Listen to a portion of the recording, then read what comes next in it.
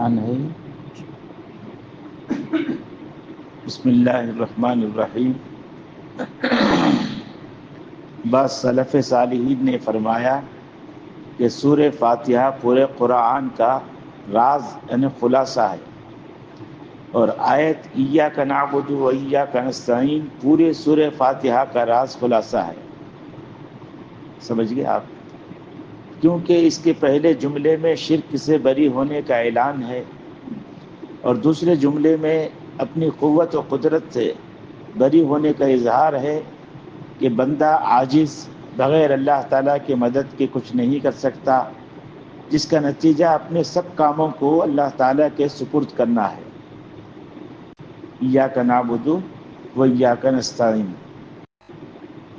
جس کی ہدایت قرآن کریم میں جا بجا آئی ہے.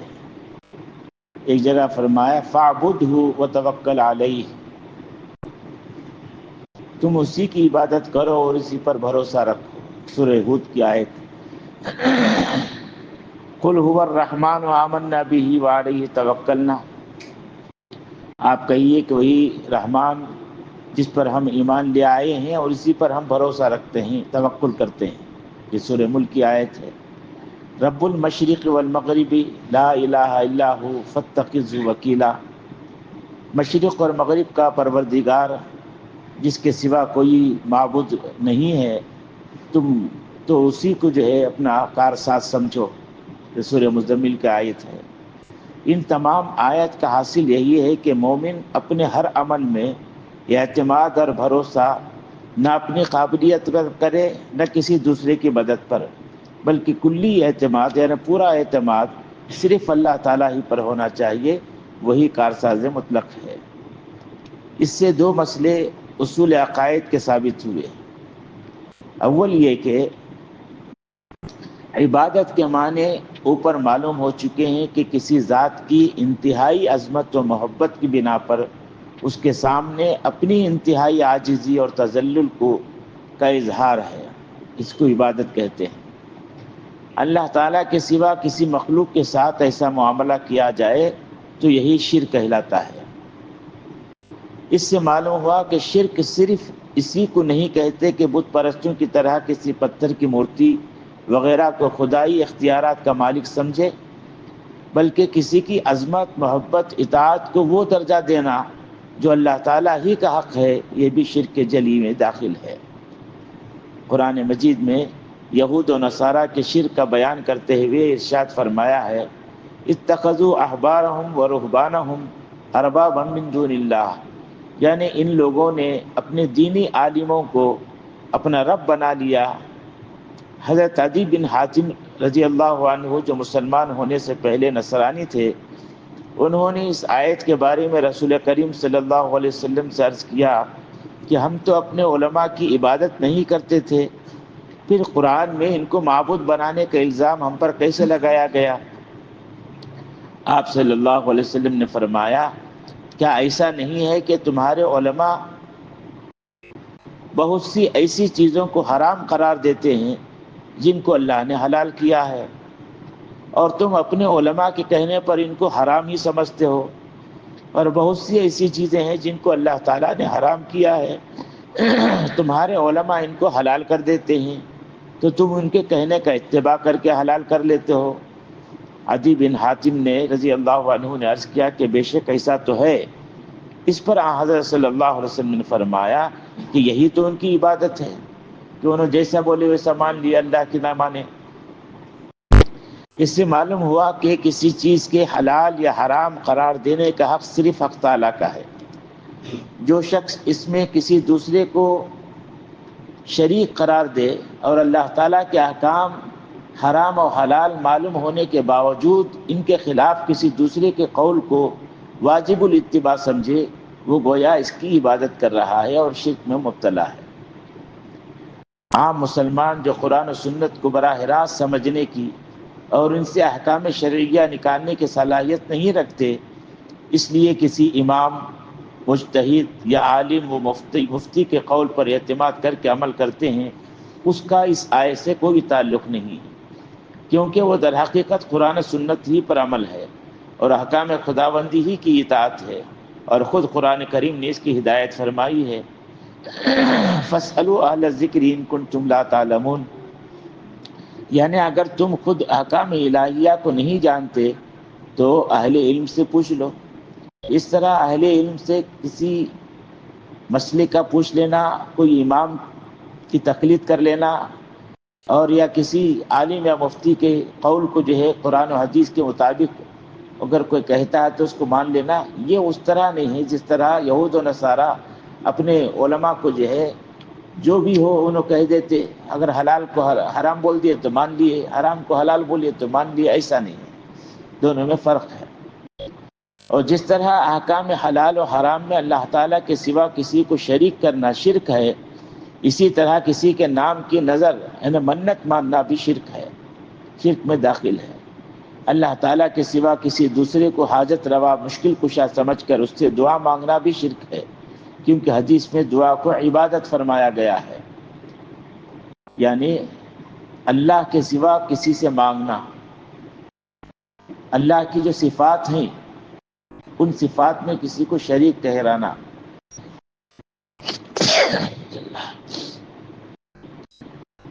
یہ بھی شرک کہلاتا ہے۔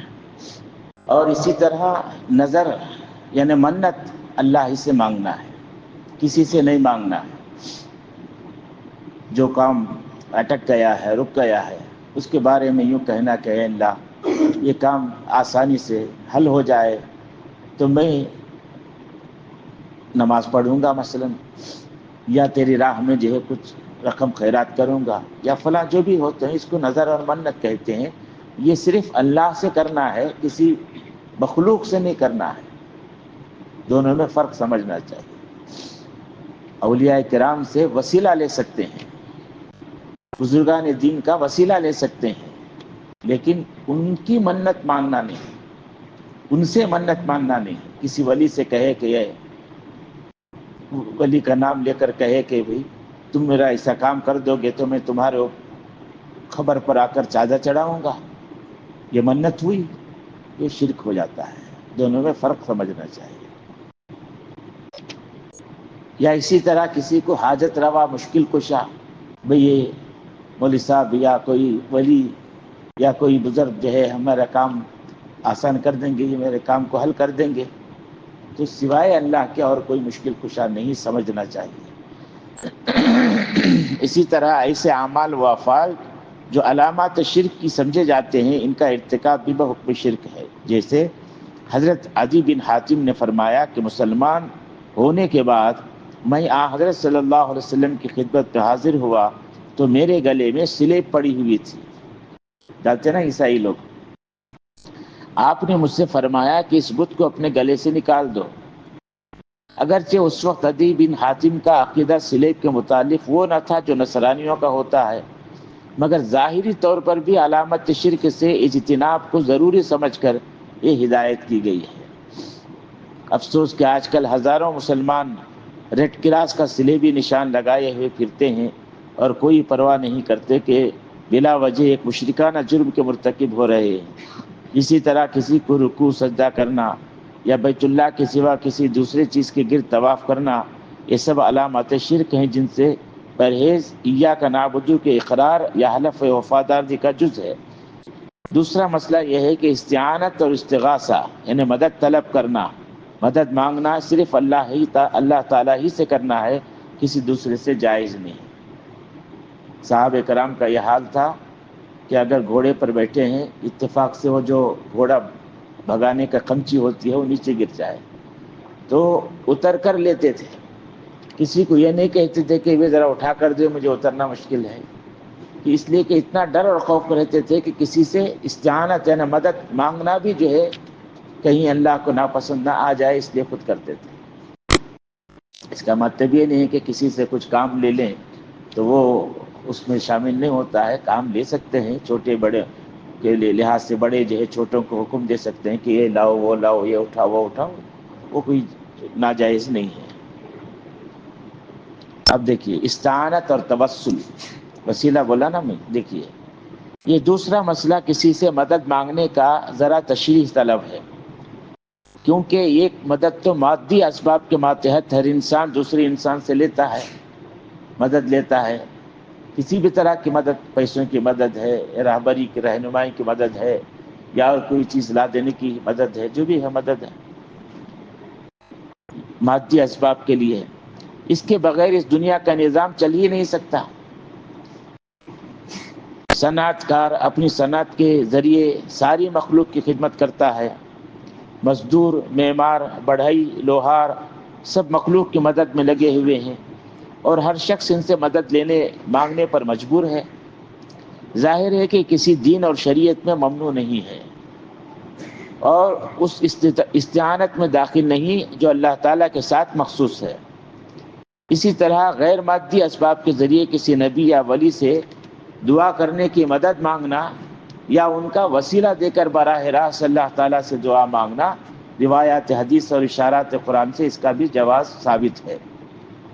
یعنی کسی ولی سے کہنا، یا کسی عالم سے کہنا، یا کسی بزرگ سے کہنا کہ میرے لیے خاص دعا کیجئے کہ اللہ مجھے صحت و عافیت دے، میرے لیے خاص دعا کیجئے کہ میں یہ پریشانی میں ہوں، اللہ میری پریشانی دور کرے، یہ جو ہے غیر اللہ سے مدد مانگنے میں شامل نہیں. یا کسی ولی یا بزرگ یا نبی کا وسیلہ دے کر کہ اے اللہ ہمارے حضور صلی اللہ علیہ وسلم کے وسیلے سے میری دعا قبول فرما، یا کسی بھی بزرگ شیخ عبد القادر جیلانی رحمۃ اللہ علیہ کے وسیلے سے میرے اس کام کو آسان فرما. وسیلہ الگ چیز ہے، براہ راست استعانت مدد مانگنا کہ اللہ سمجھ کر جو ہے اللہ سے جیسے مدد مانگی جاتی ہے ویسا مدد مانگنا، یہ غلط ہے. فرق سمجھنے کی کوشش کریں. اگر نہیں سمجھ میں آیا تو پوچھا اور ذرا وضاحت بتاتا ہوں. اب وہ مخصوص استعانت، وہ امداد جو اللہ تعالیٰ کے ساتھ خاص ہے اور غیر اللہ کے لیے شرک ہے، کون سی ہے؟ اس کی دو قسمیں ہیں. ایک تو یہ کہ اللہ تعالیٰ کے سوا کسی فرشتے یا پیغمبر یا ولی یا کسی اور انسان کو خدا تعالیٰ کی طرح قادر مطلق اور مختار مطلق سمجھ کر اس سے اپنی حاجت مانگے. یہ تو ایسا کھلا ہوا کفر ہے کہ عام مشرکین بت پرست بھی اس کو کفر سمجھتے ہیں. اپنے بتوں دیوتاؤں کو بالکل خدا تعالیٰ کی مثل قادر مطلق اور مختار مطلق یہ کفار بھی نہیں مانتے، بلکہ وہ وسیلہ سمجھتے ہیں. بتوں کو جو ہے اللہ کے پاس ہماری چیز کو پہنچانے والے سمجھتے ہیں. دوسری قسم وہ ہے جس کو کفار اختیار کرتے ہیں، اور قرآن اور اسلام اس کو باطل اور شرک قرار دیتا ہے. ایاک نستعین میں یہی مراد ہے کہ ایسی استعانت و امداد ہم اللہ کے سوا کسی سے نہیں چاہتے. وہ یہ ہے کہ اللہ کی کسی مخلوق، فرشتے یا پیغمبر یا ولی یا کسی دیوتا کے متعلق یہ عقیدہ رکھنا کہ اگرچہ قادر مطلق اللہ تعالیٰ ہی ہے اور کامل اختیارات اسی کے ہیں، لیکن اس نے اپنی قدرت و اختیار کا کچھ حصہ فلاں شخص کو سونپ دیا ہے، اور اس دائرے میں وہ خود مختار ہے. یہی وہ استعانت و استمداد ہے جو مومن و کافر میں فرق اور اسلام اور کفر میں امتیاز کرتی ہے. قرآن اس کو شرک حرام قرار دیتا ہے. بت پرست مشرکین اس کے قائل اور اس پر عامل ہیں. تو کافر اور مشرک کا عقیدہ یہ ہے کہ فلاں ان کا جو ہوتے ہیں جتنے بھی گرو ہوتے ہیں زندہ یا بت کی شکلوں میں ہوتے ہیں، وہ یہی عقیدہ رکھتے ہیں کہ یہ جو ہے قادر مطلق ہے، ہمارے حاجات کو، ہماری ضروریات کو پورا کرتے ہیں اور ہماری مدد کرتے ہیں. یعنی خود نہیں کرتے، قادر مطلق ہے، اللہ تعالیٰ ہے لیکن وہ ہم تک پہنچاتے ہیں وہاں تک. یہ عقیدہ ان کا ہے. یہ عقیدہ مسلمان کا نہیں ہونا ہے. براہ راست اللہ تعالیٰ سے ہر کوئی، چاہے گنہگار بندہ ہو، چاہے مومن ہو، مسلمان ہو، یا اسی طرح کافر ہو، کافر بھی اگر اللہ تعالیٰ سے جو ہے ایمان لانے کے لیے مدد مانگتا ہے تو جائز ہوتا ہے، اور ایمان لانا اس کا مسلمان قرار دیا جاتا ہے کلمہ پڑھنے پر. مرد ہو یا عورت ہو، کوئی بھی ہو، اللہ سے جو ہے مدد براہ راست مانگنا ہے. کسی کو ہم خدا نہیں ماننا ہے، یعنی قادر مطلق نہیں سمجھنا ہے، وسیلہ سمجھ سکتے ہیں. فرق سمجھ میں آیا آپ لوگوں کو؟ اس معاملے میں دھوکہ یہاں سے رکھتا ہے کہ اللہ تعالیٰ اپنے بہت سے فرشتوں کے ہاتھوں دنیاوی نظام کے بہت سے کام جاری کرتے ہیں، دیکھنے والا اس مغالطے میں پڑ سکتا ہے کہ اس فرشتے کو اللہ تعالیٰ نے اختیار سپر کر دیا ہے، یا انبیاء علیہ السلام کے ذریعے بہت سے ایسے کام وجود میں آتے ہیں جو عام انسانوں کی قدرت سے خارج ہیں، جن کو معجزات کہا جاتا ہے۔ اسی طرح اولیاء اللہ کے ذریعے بھی ایسے ہی بہت سے کام وجود میں آتے ہیں جن کو کرامات کہا جاتا ہے۔ یہاں سرسری نظر والوں کو یہ مغالطہ لگ جاتا ہے کہ اگر اللہ تعالیٰ ان کاموں کی قدرت و اختیار ان کو سپرد نہ کرتا تو ان کے ہاتھ سے کیسے وجود میں آتے؟ اس سے وہ ان انبیاء و اولیاء کے ایک درجے میں مختار کا ہونا کا عقیدہ بنا لیتے ہیں کسی کی کرامت سے۔ اب تو انبیاء علیہ السلام نہیں ہیں کہ معجزات ظاہر ہوں، کبھی اللہ کے خاص بندے ہیں اور اللہ تعالیٰ انہیں کچھ اختیار دیا ہے تبھی تو ہے، اس لیے انہی سے مانگ لو۔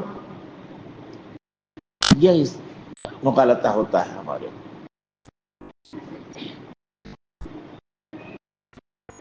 اس سے وہ ان انبیاء و اولیاء کے ایک درجے میں مختار کا ہونا کا عقیدہ بنا لیتے ہیں، حالانکہ حقیقت یوں نہیں بلکہ معجزات اور کرامات براہ راست حق تعالیٰ کا فعل ہوتا ہے، صرف اس کا ظہور پیغمبر یا ولی کے ہاتھوں پر ان کی عظمت ثابت کرنے کے لیے کیا جاتا ہے۔ پیغمبر اور ولی کو اس کے وجود میں لانے کا کوئی اختیار نہیں ہوتا۔ دونوں میں فرق ہے۔ قرآن مجید کی بے شمار آیات اس پر شاہد ہیں۔ مثلا آیت ہے وَمَا رَمَيْتَ إِذْ رَمَيْتَ وَلَكِنَّ اللَّهَ رَمَىٰ میں رسول کریم صلی اللہ علیہ وسلم کی اس معجزے کا ذکر ہے جس میں آپ نے دشمن کے لشکر کی طرف ایک مٹھی کنکریوں کی پھینکی اور اللہ تعالیٰ کی قدرت سے وہ سارے لشکر کی آنکھوں میں جا لگی۔ اس کے متعلق ارشاد ہے کہ یہ آپ نے نہیں پھینکی بلکہ اللہ تعالیٰ نے پھینکی تھی، جس سے معلوم ہوا کہ معجزہ جو نبی کے واسطے سے صادر ہوتا ہے وہ در حقیقت اللہ تعالیٰ کا فعل ہوتا ہے۔ ایک غزوے میں حضور صلی اللہ علیہ وسلم جو ہے مٹھی بھر مٹی اٹھاتے ہیں اور پھینک دیتے ہیں، اب وہ پورے مجمع میں جو ہے پہنچ کر آنکھوں میں مٹی پڑ جاتی ہے، تو اللہ فرماتے ہیں کہ یہ جو آپ نے پھینکا ہے آپ نہیں پھینکے، یہ اللہ نے پھینکا ہے۔ تو معجزہ تو ہوا کہ خالی ایک مٹھی پھینکنے سے پوروں کو جا کر پہنچ گئی آنکھوں میں، لیکن اللہ کی طرف سے ہوا، لیکن ظاہر ہوا پیغمبر کے ہاتھوں سے، یہ فرق ہے۔ اسی طرح حضرت نوح علیہ السلام کو جب ان کی قوم نے کہا کہ اگر آپ سچے ہیں تو جس عذاب سے ڈرا رہے ہیں وہ بلا لیجئے، تو انہوں نے فرمایا انما یاتیکم بہ اللہ ان شاء، یعنی اگر اللہ چاہے تو آئے گا، میں لا سکتا نہیں، میں کر سکتا نہیں، یعنی معجزے کے طور پر آسمانی عذاب نازل کرنا میرے قبضے میں نہیں، اللہ تعالیٰ اگر چاہے گا تو یہ عذاب آ جائے گا، پھر تم اس سے بھاگ نہ سکو گے۔ سورہ ابراہیم میں انبیاء و رسول کی ایک جماعت کا یہ قول ذکر فرمایا ہے ما کان لنا ان تاتیکم بسلطان الا باذن اللہ، یعنی کسی معجزے کا صادر کرنا ہمارے ہاتھ میں نہیں، اللہ تعالیٰ کے اذن اور مشیت، اس کی اجازت کے بغیر کچھ نہیں ہو سکتا۔ اسی وجہ سے کوئی پیغمبر یا کوئی ولی جب چاہے جو چاہے معجزہ یا کرامت دکھائے، یہ قطعاً کسی کے بس میں نہیں ہے۔ رسول کریم صلی اللہ علیہ وسلم اور دوسرے انبیاء سے بہت سے معین معجزات کا مطالبہ مشرکین نے کیا، مگر جس کو اللہ تعالیٰ نے چاہا ظاہر کر دیا اور جس کو نہ چاہا نہیں ہوا۔ پورا قرآن اس کی شہادتوں سے بھرا ہوا ہے۔ ایک محسوس مثال سے اس کو یوں سمجھ لیجئے کہ آپ جس کمرے میں بیٹھے ہیں اس میں بجلی کی روشنی بلب سے اور ہوا برقی پنکھے سے آپ کو پہنچ رہی ہے، مگر یہ بلب اور پنکھا اس روشنی اور ہوا پہنچانے میں قطعاً خود مختار نہیں ہے۔ فین چل رہا ہے انہیں اختیار میں نہیں ہے، لائٹ چل رہی ہے جل رہی ہے وہ اختیار میں نہیں ہے، پھر کس کے انڈر ہے؟ وہ سوئچ کے انڈر میں ہے، بلکہ ہر آن اس جوڑ یعنی کنیکشن کے محتاج ہے، تو تار کے ذریعے پاور ہاؤس کے ساتھ ان کو حاصل ہے۔ ایک سیکنڈ کے لیے جو یہ جوڑ ٹوٹ جائے تو نہ بلب آپ کو روشنی دے سکتا ہے نہ پنکھا ہوا دے سکتا ہے، کیونکہ در حقیقت وہ عمل بلب اور پنکھے کا ہے ہی نہیں، بلکہ بجلی کی رو کا ہے جو پاور ہاؤس سے یہاں پہنچ رہی ہے۔ انبیاء و اولیاء اور سب فرشتے ہر عمل میں، ہر کام میں، ہر آن حق تعالیٰ کے محتاج ہیں، اسی کی قدرت و مشیت سے سب کام وجود میں آتے ہیں، اگرچہ ظہور اس کا بلب اور پنکھے کی طرح انبیاء و اولیاء کے ہاتھوں پر ہوتا ہے۔ اس مثال سے یہ بھی واضح ہو گیا کہ ان چیزوں کی کہ صدور اور وجود میں اگرچہ اختیار انبیاء و اولیاء کا نہیں، مگر ان کا وجود باوجود ان سے بالکل بے دخل بھی نہیں، یعنی ان سے تو نہیں ہو سکتا ہے لیکن ان کے بغیر بھی نہیں ہو سکتا۔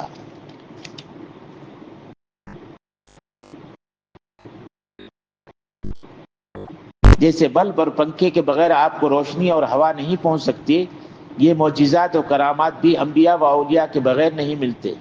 اگرچہ یہ فرق ضرور ہے کہ پوری فٹنگ اور کنیکشن درست ہونے کے باوجود آپ کو بغیر بلب کے روشنی اور بغیر پنکھے کے ہوا کا ملنا عادتاً ناممکن ہے، اور معجزات و کرامات میں حق تعالیٰ کو سب کچھ قدرت ہے کہ بغیر واسطے کسی پیغمبر ولی کے بھی اس کا ظہور فرما دیں، مگر عادت اللہ یہی ہے کہ ان کا صدور بغیر واسطے اولیاء و انبیاء کے نہیں ہوتا، کیونکہ ایسے خوارق عادات کے اظہار سے جو مقصد ہے وہ اس کے بغیر پورا نہیں ہوتا۔ اس لیے معلوم ہوا کہ عقیدہ تو یہی رکھنا چاہیے کہ سب کچھ اللہ تعالیٰ کی قدرت و مشیت سے ہو رہا ہے، اس کے ساتھ انبیاء و اولیاء کی عظمت و ضرورت کا بھی اعتراف ضروری ہے، اس کے بغیر رضائے الہی اور طاعت یا احکام خداوندی سے محروم رہے گا۔ جس طرح کوئی شخص بلب اور پنکھے کی قدر نہ پہچانے اور ان کو ضائع کر دے تو روشنی اور ہوا سے محروم رہتا ہے۔ وسیلہ، استعانت، استمداد۔ وسیلہ یعنی بیچ میں کسی کو رکھنا، استعانت اور استمداد کہتے ہیں مدد طلب کرنا۔ اس کے مسئلے میں بہت سے لوگوں کو اشکال رہتا ہے۔ امید ہے کہ اس تشریح سے اصل حقیقت واضح ہو جائے گی، اور یہ بھی معلوم ہو جائے گا کہ انبیاء و اولیاء کو وسیلہ بنانا نہ مطلقاً جائز ہے اور نہ مطلقاً ناجائز، بلکہ اس میں وہ تفصیل ہے جو اوپر ذکر کی گئی ہے کہ کسی کو مختار مطلق سمجھ کر وسیلہ بنایا جائے تو شرک و حرام ہے، اور محض واسطہ اور ذریعہ سمجھ کر کیا جائے تو جائز ہے۔ اس میں عام طور پر لوگوں میں افراط و تفریط کا عمل نظر آتا ہے۔ اصل تفسیر میں یہ بات وضاحت سے آ گئی کہ قرآن کریم نے جس دعا کو ہر شخص کے لیے، ہر کام کے لیے، ہر حال میں انتخاب فرمایا ہے وہ صراط مستقیم کی ہدایت کی دعا ہے۔ جس طرح آخرت کی کامیابی اس صراط مستقیم پر موقوف ہے جو انسان کو جنت کی طرف لے جائے، اسی طرح دنیا کے سارے کاموں میں بھی غور کرو تو کامیابی کا مدار صراط مستقیم ہی ہے۔ جس کام میں وہ آلات و ذرائع اختیار کیے گئے جس کے نتیجے میں مقصد کا حصول عادتاً لازمی ہے تو کامیابی عادتاً لازمی ہے۔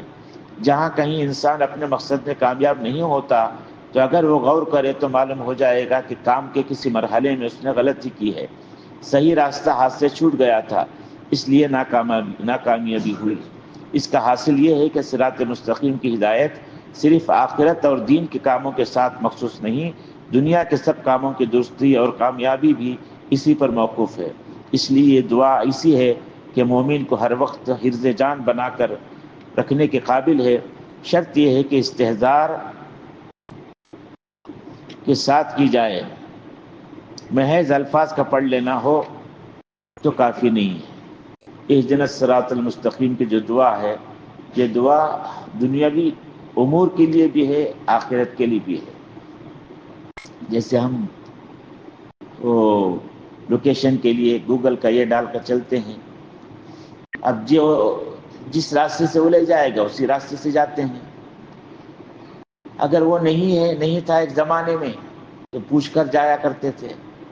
تو اسی طرح جو ہے سیدھے راہ پر چلنے کے لیے ہم کو سیدھی راہ پر چلنے والے لوگوں کو دیکھ کر چلنا ہے، یا اگر ہماری سمجھ میں اللہ نے دے دی کہ یہ سیدھا راستہ ہے تو پھر اسی راستے پر ہم کو چلنا ہے، تو دنیاوی امور ہو یا اخروی امور ہو۔ دنیاوی امور میں اگر ہم ناکام ہو رہے ہیں اس کا مطلب یہ ہے کہ کہیں نہ کہیں کوئی غلطی ہم کر رہے ہیں۔ اس لیے یہ دعا ہمیشہ ہمیں کرتے رہنا چاہیے کہ اے اللہ ہمیں نیک ہدایت دے، نیک توفیق دے، صحیح راستہ بتا، سیدھا راستہ بتا، دنیا اور آخرت کے راستوں میں ٹیڑھے میڑھے راستوں سے بچا۔ یہ سب جو ہے ہمیں دعائیں کرتے رہنا چاہیے۔ آج تک جو ہے سورہ فاتحہ کی تفسیر ختم ہو گئی ہے۔ اب آپ حضرات اس کے بعد جو فیصلہ کریں گے انشاءاللہ اس کے بعد جو ہے اس کے مطابق ہم شروع کریں گے انشاءاللہ۔ چاہے کل خواہش ظاہر کر رہے تھے کہ ہم جو نمازوں میں سورتیں پڑھتے ہیں 10 صورتیں ہیں نا آخر کی، علم ترا کا سورہ ہے، سورہ فیل ہے، سورہ قریش ہے، تو سورہ معاون وغیرہ جو بھی صورتیں ہیں پہلے ان کو پڑھ لیں تاکہ نمازوں میں پڑھتے ہوئے ہمیں لطف آئے کہ بھی جب نماز پڑھ رہے ہیں، ہم پڑھ رہے ہیں یا امام صاحب پڑھ رہے ہیں تو ہم کو جو ہے اس میں وہ معانی و مطالب ذہن میں آتے رہیں، تو اس لیے سب سے پہلے اس کو شروع کرنے کو کہا جاتا ہے۔ آپ لوگ مشورہ کیجئے، جیسے بھی ہو کریں گے انشاءاللہ۔ سبحان اللہ وبحمدہ، سبحانک اللہم وبحمدک، نشہد ان لا الہ الا انت، نستغفرک ونتوب الیک۔ استعانت اور استمداد اور معجزہ و کرامت، اس سلسلے میں جو پڑھا گیا ہے، اگر کسی کو کوئی بات واضح نہیں ہوئی ہے، سمجھ میں بات کلیئر نہیں آئی ہے تو پوچھ سکتے ہیں کیا مطلب ہے اس کا، اگر کوئی پوچھنا چاہے تو، ورنہ کوئی بات نہیں۔ ہاں کراس کے بارے میں ایک بات ہے، اس کے کراس کے بارے میں، جیسا سلیپ سلیب جی تو ریڈ کراس جو ہے یہ ایز پر ڈیوٹی کے حساب سے تھوڑے لوگوں کو پہننا پڑتا، جی جی شرٹس میں رہتا، میں تو گلے میں ڈالنا پڑتا، آئی ڈی جی کارڈس میں لگا رہتا، جی جی جی تو اس کا کیا مسئلہ؟ آج کل تو یہ چیزیں عام ہو گئی ہیں۔ اگر آپ کرسچن کے اسکول میں جائیں گے تو بیلٹ جو آپ کو دیں گے بچوں کو جو ہے اس پر جو ہے عیسیٰ علیہ السلام کی فوٹو رہے گی، رہتے ہیں۔ تو بعض اوقات یہ ہیں کہ احتراز یا بچنا تو مشکل ہے۔ اگر ہمارے دلوں میں کوئی عقیدہ نہیں ہے اس کا، صرف وقتیہ ہے، استعمال کرنے کے لیے ضروری سمجھا جاتا ہے، تو اس خیال سے جو ہے اگر استعمال کرتے ہیں تو کوئی حرج نہیں ہے۔ عقیدہ ہے اصل میں، عقیدہ اگر ہوتا ہے تو وہ غلط ہوتا ہے، دونوں میں فرق ہے۔ اور کچھ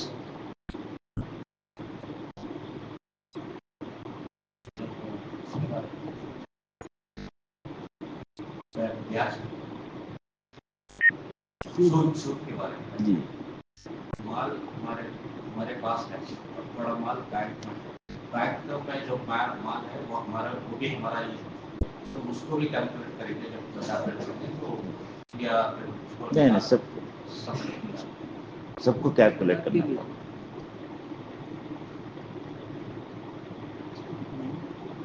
پورا ملا کرتے جی ہاں وہ بھی ہمارا ہے۔ جی ہاں بالکل، ہاں البتہ جو ہے قرض ہے، وہ قرض کو جو ہے ڈیوائڈ کر مائنس کر کو جو ہے دینا پڑتا ہے۔ 10 لاکھ آپ کا بینک میں ہے اور کیش آپ کے پاس 5 لاکھ ہے مثلاً، گویا 15 لاکھ ہوئے۔ اب اس میں 2 لاکھ 3 لاکھ 4 لاکھ جتنا بھی ہو دوسروں کو قرض ہے آپ، تو وہ قرض کا پیسہ نکال کر بچت جو پیسہ ہوتا ہے اس میں سے زکوٰۃ دیں گے۔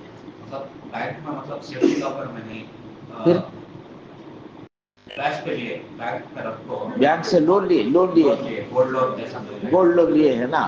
اب جو گولڈ لون لے کر ہیں، جو گولڈ دیے ہیں آپ ان کو، اگر 10 تولے دیے ہیں یا 20 تولے دیے ہیں تو وہ گولڈ آپ کا ہے، سمجھے؟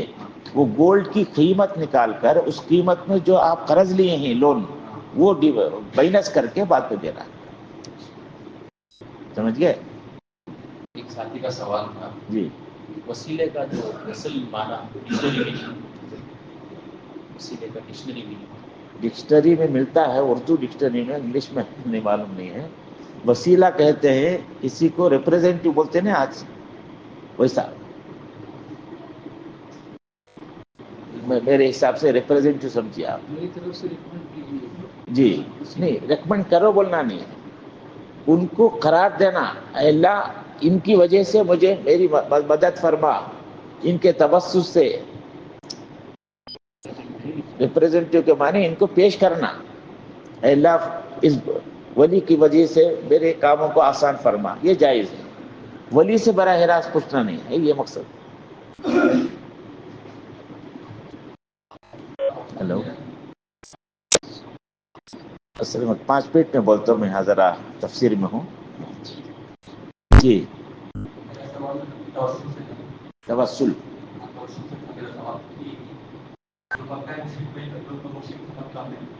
وہ بدھوں کو یہ نہیں مانتے تھے کہ وہ خدا ہے، وہ مانتے تھے کہ کچھ اختیارات خدا نے بدھوں کو دی ہیں، تو کبھی کبھی اگر کوئی مشرک جو حالی دور کا ہے یہ بولے کہ میں نہیں مانتا کہ اس مورتی میں کوئی طاقت ہے، لیکن میں اس مورتی کو مانتا ہوں کہ وہ اللہ سے درخواست کر سکتا ہے میرے لیے، جو یقیناً آج کے وسیلے کا کنسپٹ ہے کہ میں کسی بزرگ سے اس لیے مانگ رہا ہوں کہ بزرگ اللہ سے میرے لیے مانگ سکتا ہے، تو سیم چیز نہیں ہو گیا؟ نہیں، فرق ہوگا، سمجھ گئے۔ بزرگ کو پریزنٹ کرنا کہ اللہ اس بزرگ کی وجہ سے میرے اس کام میں آسانی فرما، نہیں، فرق سمجھیے، آپ کو سمجھنا یہ الگ ہے۔ بزرگ کو جو ہے ڈائریکٹ اللہ سے انہوں مجھے لے کو دیتے ہیں، وہ نظریہ جو بتوں کا ہے وہ ہو جاتا تھا۔ آپ جو بولے نا، اگر کوئی کافر اور مشرک یہ کہتا ہے کہ میں اس بت کو خدا تو نہیں مانتا ہوں لیکن خدا سے میرے ریکمنڈ کرے گا، سفارش کرے گا، تو یہ نظریہ اگر کسی ولی یا بزرگ کے بارے میں کرتا ہے تو دونوں ایک ہیں، دونوں ایک ہیں، سمجھے؟ ہاں، البتہ کسی ولی یا بزرگ کو جو ہے واسطہ رکھ کر کے اللہ، چونکہ ان کا مقام و درجہ تیرے پاس بہت اونچا ہے، ان کے وسیلے سے، ان کے توسل سے مجھے بھی جو ہے اس طرح آسان کر دے، یہ الگ چیز ہے، سمجھ گئے آپ؟ اور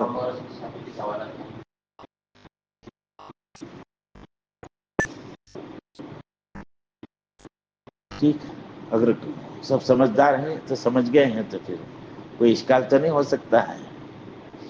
سبحان اللہ بحمدہ، سبحانک اللہم وبحمدک، نشہد ان لا الہ الا انت، نستغفرک ونتوب الیک۔